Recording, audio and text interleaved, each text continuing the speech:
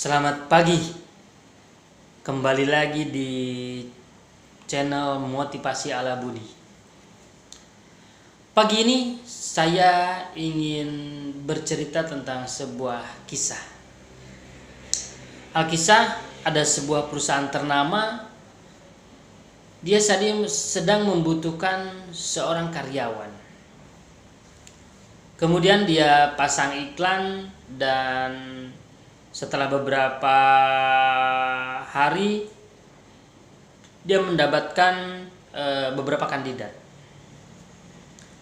Dari beberapa kandidat tadi, ketika mau mendekati tes akhir, itu terpilih 3 kandidat.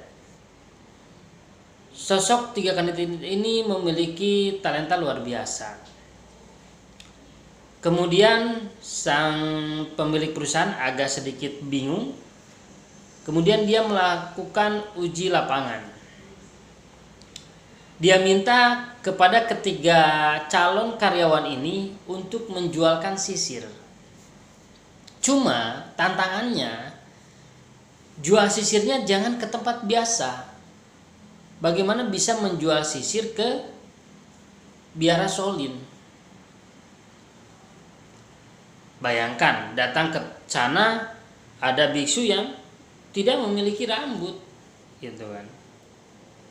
Ternyata setelah dikasih waktu beberapa hari, semua dikasih waktu 3 hari, yang satu bisa menjual 1 sisir,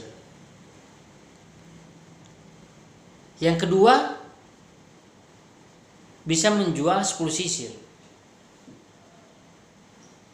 Kandidat yang pertama itu bisa menjual 1 sisir karena ada biksu yang iba sehingga dia dibelilah sisirnya. Lain halnya dengan kandidat yang kedua.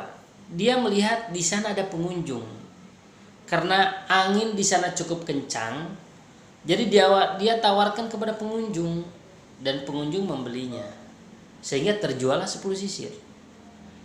Tapi berbeda dengan kandidat yang ketiga. Dia bisa menjual sampai 200 sisir. Bayangkan, 200 sisir. Caranya bagaimana? Kandidat yang ketiga ini, dia datang dan ketemu kepala biara. Kemudian dia berbincang-bincang, kemudian dia mengajak kerjasama bahwa bagaimana pengunjung datang ke biara ini, ketika dia pulang dari sini dapat sebuah kenang-kenangan. Akhirnya dia tawarkan sisir sebagai souvenirnya. Bahkan di situ dikasih cap atau label atau tanda tangan kepala biara. Sehingga dites bahwa ini asli souvenir dari biara tersebut. Alhasil setiap pengunjung datang ke situ, dia beli buat oleh-oleh. Karena kita pun tahu, kalau Anda jalan-jalan ke Jogja, jalan-jalan ke tempat-tempat wisata, itu Anda pasti pulang bawa oleh-oleh yang diberikan buat saudara-saudara Anda. Maka kandidat yang ketiga bisa menjual sampai 200 sisir. Dari cerita tadi kita bisa diambil hikmahnya bahwa kandidat yang ke-1 dan yang kedua, dia menjual sisir hanya berdasarkan fungsi sisir, yaitu untuk merapikan rambut.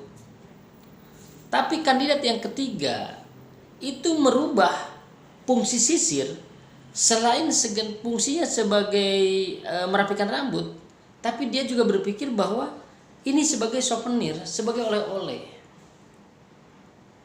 Apalagi di era COVID-19 ini, banyak perusahaan-perusahaan yang tutup.